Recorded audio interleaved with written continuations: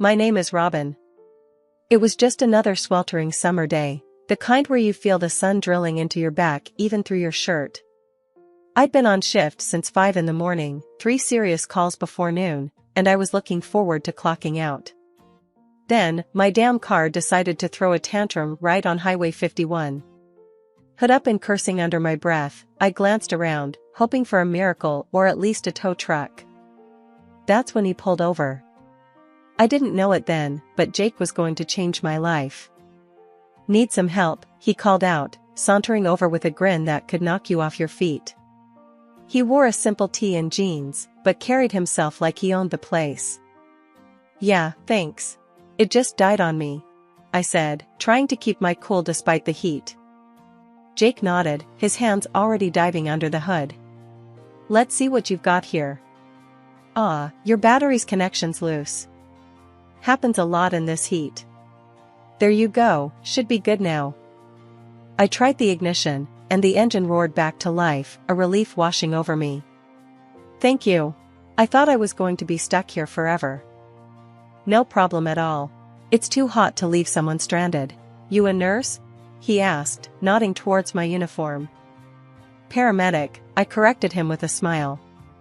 Long shifts, lots of adrenaline, and not enough coffee. Jake laughed, a sound that filled the space between us comfortably. Sounds tough. I work construction, mostly on government buildings. So I get the long hours too. We chatted a bit more by the side of the road. It was one of those easy conversations that you don't expect to have with a complete stranger. Before we parted ways, Jake said, Robin, maybe I can take you out for coffee sometime? You can tell me more about being a paramedic, and I can bore you with stories about electrical codes. I found myself nodding before I even thought it through. I'd like that. We exchanged numbers, and as he drove away, I couldn't help the silly grin spreading across my face. Coffee turned into dinner, and dinner turned into late-night talks and walks along the river. Jake had a rough charm about him, a straightforward way of talking that made you listen.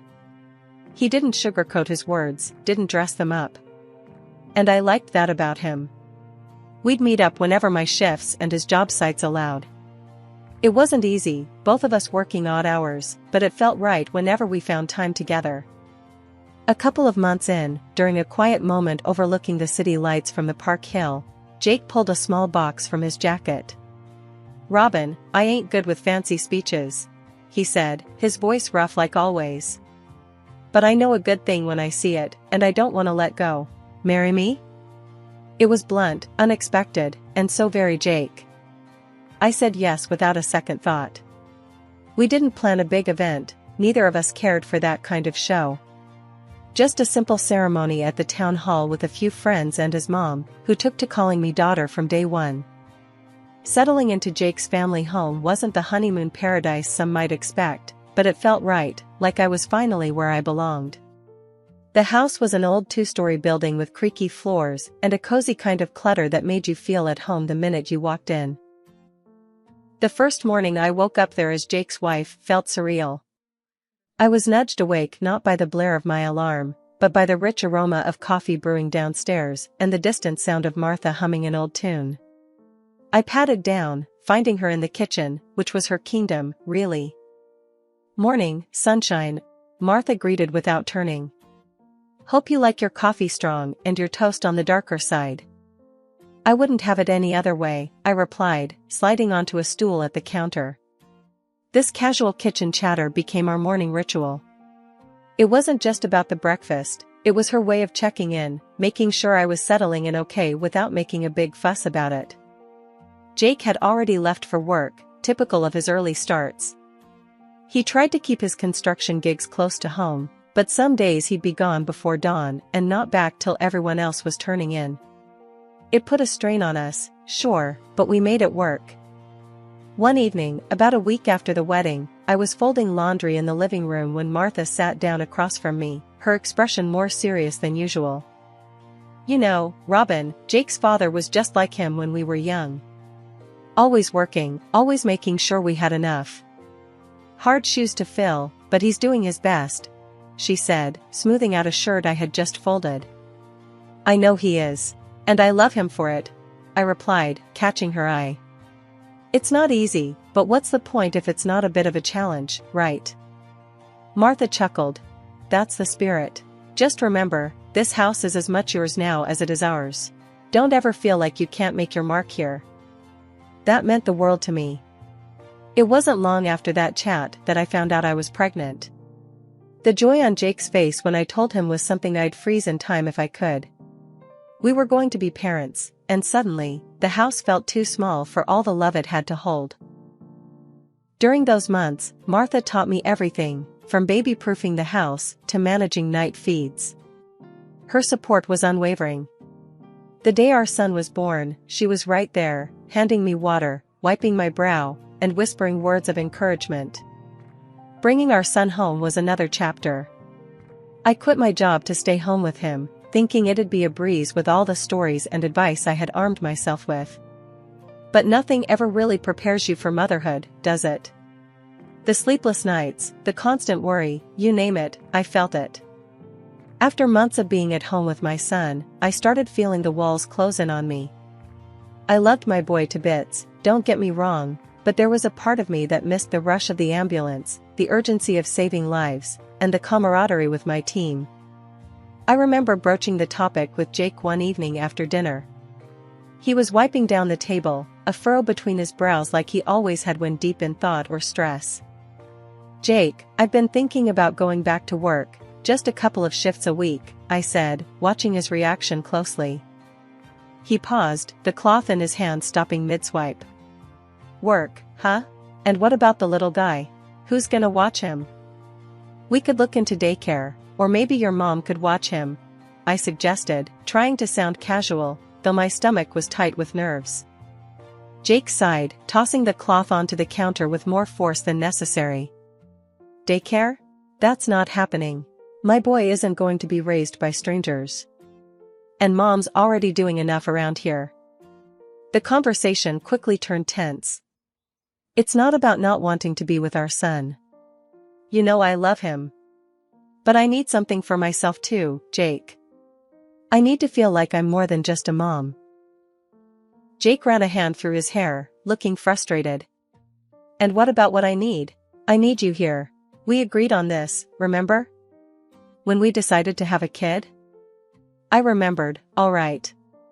But back then, I hadn't realized how much of myself I'd lose in the process. Things change, Jake. I didn't know I'd feel this way. He didn't respond right away, just stared out the window at the darkening yard. Finally, he muttered, Fine, Robin, do what you gotta do. But we're not doing daycare. Thankfully, Martha stepped in, bless her heart. I'll watch him, she declared one morning, having overheard one of our discussions. You go back to work. It'll do you good. With that settled, I started back part-time.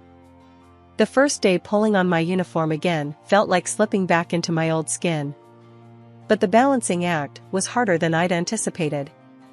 Work was demanding, and home was equally taxing. Jake's job took him away often, and when he was home, he was increasingly critical.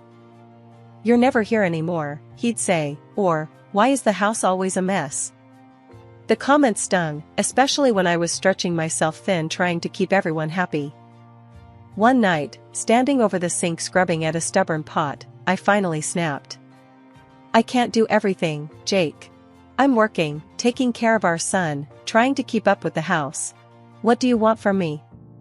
We glared at each other, the air thick between us. Then, without another word, Jake grabbed his coat and left, the door slamming shut behind him. The sound echoed, much like the gap growing between us. One cold evening, after a particularly grueling day, I found Jake sitting at the kitchen table, papers strewn about, his face buried in his hands. He didn't hear me come in. Long day? I asked, setting down my paramedic bag a little harder than necessary. Jake looked up, his eyes tired and red. Yeah, the site's behind schedule, and the foreman's on my back about it. It's all a mess. I poured myself a glass of water, feeling the weight of my own day bearing down. Tell me about it. Had a kid, no older than ours, come in with a broken arm. The screams, just takes it out of you. Jake nodded but was silent. It was like he was there but not really. I missed him, missed us talking. The real test came when my mother-in-law's health took a turn for the worse. It was a Tuesday when I got the call from the clinic. They said she needed to come in for some tests. They'd found something during a routine checkup. Something serious. I was folding laundry when I told Jake. His reaction was nothing like I expected. A brain tumor? So, what are they gonna do about it? His voice was devoid of warmth, practical to a fault. They're not sure yet. More tests. Maybe surgery, I explained, trying to keep my own fear in check. And how are you planning to juggle that with everything else? He asked, his tone almost accusatory. I don't know, Jake. But she's your mother. We have to do something. I snapped back, frustration boiling over.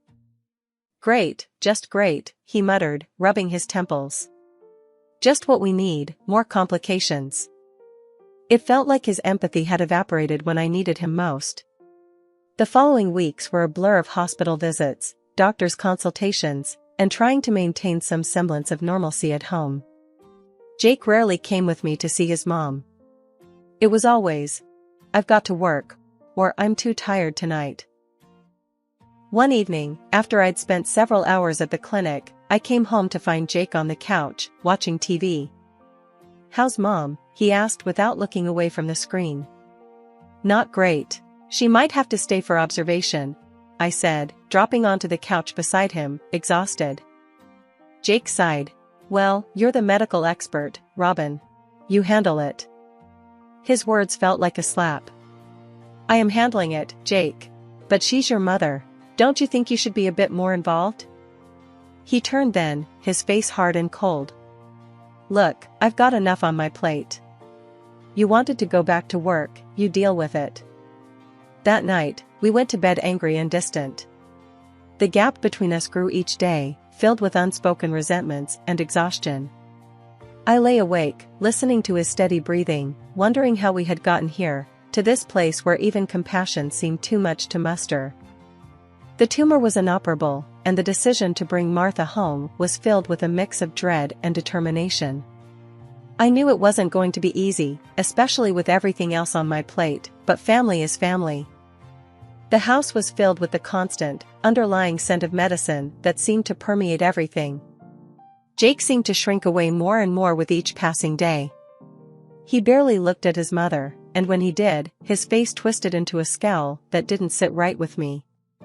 Can't you open a window here? It smells like a hospital, Jake complained one evening as he walked through the living room, his nose wrinkled in disgust. It's the smell of her medication. She needs them, Jake. Try a little compassion, huh? I shot back, my patience wearing thin. His response was a grunt as he grabbed his coat and headed for the door. I'm going out. I can't deal with this tonight. And just like that, I was left alone again, to manage the household, care for our son, and now, nurse my ailing mother-in-law. During the day, while my son was at school and I wasn't working a shift, I spent hours with Martha, reading to her, managing her medications, and talking about old times. She had become more than a mother-in-law to me, she was a confidant, a friend. One afternoon, as I was adjusting her pillows, she took my hand and looked at me with those wise old eyes that seemed to see right through you. You have been my strength, Robin, she said softly. I'm sorry for how my son has turned out. He wasn't always like this. I squeezed her hand, trying to swallow the lump in my throat. It's not your fault, Martha. We all make our own choices. She smiled weakly. Still, I wish things were different. But I've got something planned for you. A little surprise. Just wait and see. Before I could ask her to explain, she drifted off to sleep, leaving me puzzled but grateful for her words. As her condition worsened, it became clear that she couldn't stay at home any longer. The day came to move her to a hospice, a place equipped to handle her needs round the clock. I remember packing a small bag of her things, her favorite blanket, and some books. Jake was conspicuously absent, his presence shrinking more with each day. At the hospice, I tried to make her room as homely as possible. My son, who had just turned 7, was with me. He was quiet, sensing the gravity of the situation but not fully understanding it. When Martha woke and saw us, her face lit up, a stark contrast to the sterile white of her room. She motioned for my son to come closer and handed him a brand new phone. "Here, my boy. A gift for you. Think of me when you use it." My son was overjoyed, his small face breaking into a wide grin. "Thank you, Grandma." He hugged her gently, then sat beside her bed, setting it up. A month later, Martha died quietly in her room. It had been a week of sorrow, organizing a funeral that Jake couldn't bother to attend because of a so-called urgent business trip. Alone, I managed every detail and bore the cost of saying goodbye to the woman who had become more mother than mother-in-law. It was a small service, just a few close friends and relatives who knew her well. I stood there, holding our son's hand, feeling the weight of the absence of her own son. Late one night not long after, Jake stormed in. The noise of the door banging open jolted me awake. He wasn't alone. A woman was with him, her smirk as chilling as the night air that swept in with them. "This is Cheryl," he introduced without preamble, his words slurred and clumsy. "My fiancé. We're getting married as soon as you're out of the picture." I sat up, pulling the sheets around me, my mind racing. "What are you talking about, Jake? What do you mean?" He tossed a stack of papers onto the bed, divorce papers. "I want you out, Robin, tonight. I've waited long enough. Mom's gone, and there's no reason to pretend anymore."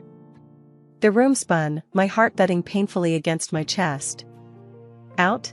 Jake, where are we supposed to go? What about our son?" Jake glanced at Cheryl, who looked around our bedroom like she was already redecorating it in her mind. "He's your problem now. I'm done with both of you. Cheryl and we're starting fresh. We've got plans." I could barely speak, my voice a whisper of disbelief. "You want to throw out your own son? Your mother just..." "Enough about my mother." His voice cut through the air, sharp and cold. "She's gone, and good riddance. It made my life hell having her sick here." Cheryl laughed, a sound that was sharp and cruel. "Honey, let's not waste time here. She's not worth it." With trembling hands, I took the papers. Each page was a nail in the coffin of our marriage. I signed them, not fully processing the lines and clauses, a part of me still in disbelief. I got up, my movements robotic, and started gathering essentials, documents, some clothes for me and our son, the little savings I had stashed away. When I entered our son's room, he wasn't asleep. He sat up in bed, his new phone in hand, his eyes wide and scared. "Mom, I heard everything." Forcing a smile that hurt, I sat next to him, brushing his hair back from his forehead. "We've got to go, sweetheart. Just for a little while until I figure things out." We left the house with just a few bags, stepping out into the cold night. I called a taxi, which took us to a nearby hotel. Lying in the hotel room, listening to my son breathe softly, sleep far from my eyes, I felt the first stir of something fierce and strong within me. This wasn't the end. It couldn't be. Not like this. Jake had made his choice, but now, it was time to make mine. I met the next morning at the hotel in a disassembled state. But life went on. As I was getting ready to take my son to school, he stopped me with a serious look I'd never seen on his face before. "Mom," he said, holding up his phone, "I recorded something last night. You need to see this." He played a video, and my heart sank as I listened to Jake's cruel words, not just to me, but about us. It was more than painful, it was evidence. After dropping my son off at school, I felt a mix of anger and determination as I drove to work. I called my friend Carol, who worked in HR at Jake's company. "Carol, I need you to see something," I said and explained briefly. I sent her the video. "Just watch it. It's important." She was quiet for a moment after the video ended. "This is serious, Robin," she finally said. "I'm so sorry, but we need to address this. I'll take it from here." Feeling a small sense of relief, I tried to focus on my work, but it was nearly impossible with everything hanging over me. Later that afternoon, I received a call from a number I didn't recognize. "Is this Mrs. Robin Thompson?" a formal voice asked. "Yes, it is," I replied. "My name is George Stanton. I was your mother-in-law's attorney. It's urgent that we meet to discuss her last wishes." "Of course," I said, a lump forming in my throat. We arranged to meet within the hour. Mr. Stanton greeted me with a solemn nod and ushered me into his office, where he got straight to the point. "Martha was very explicit in her will," he began, pushing a stack of papers across his desk towards me. "She has left everything to you and your son, the house, her car, and a substantial amount of money." I was speechless, tears forming in my eyes as he handed me a letter from Martha. Her words thanked me for the love and care I'd shown her. "You were the daughter I chose," she wrote. Overwhelmed, I wiped my eyes. Just then, the door burst open. Jake stormed in, Cheryl trailing behind him, her face twisted in anger at seeing me there. "What's going on?" Jake demanded. Mr. Stanton didn't miss a beat. "Martha left the majority of her estate to her daughter-in-law and grandson," he explained calmly.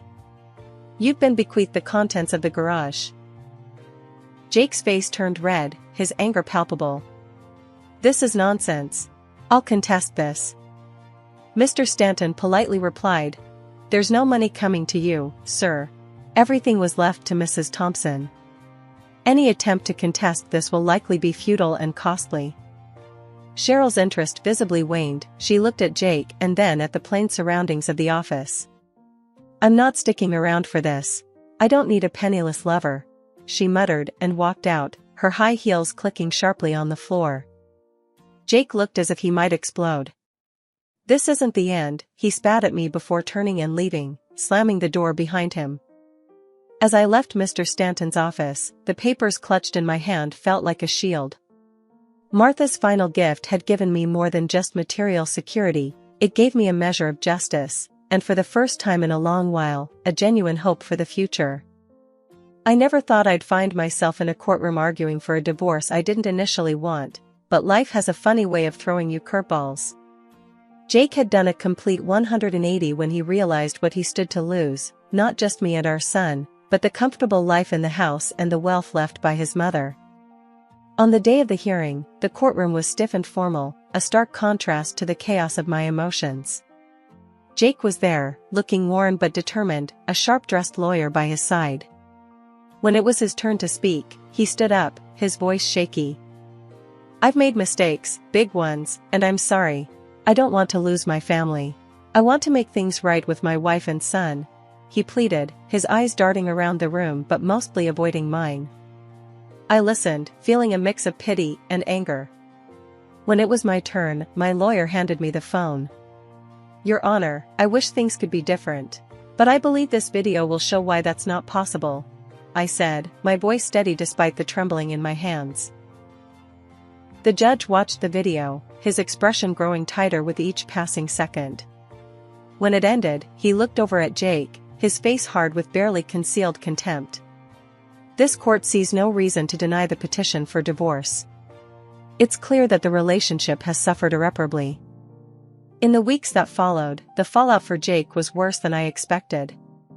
The video not only secured my divorce, but also rippled through his life like a shockwave. Carol, my friend from HR, had made sure the right people saw his behavior. Jake's company transferred him to another branch, a demotion in all but name, and slashed his salary. Cheryl, the assistant manager and the woman he'd left me for, was fired for her misconduct and fined heavily by the company. Life at home started to settle into a new normal. I went back to work as a paramedic, something that grounded me and gave me purpose beyond the courtroom and the drama.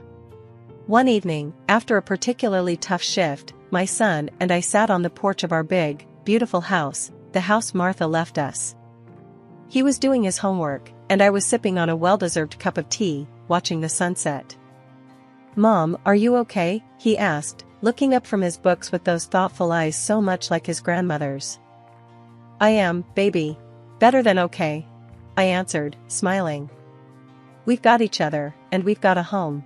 That's more than enough. He smiled, went back to his homework, and I turned my face back to the fading light. The evening was peaceful, the kind of peace that comes after a storm, when everything is washed clean, and the world looks fresh and bright.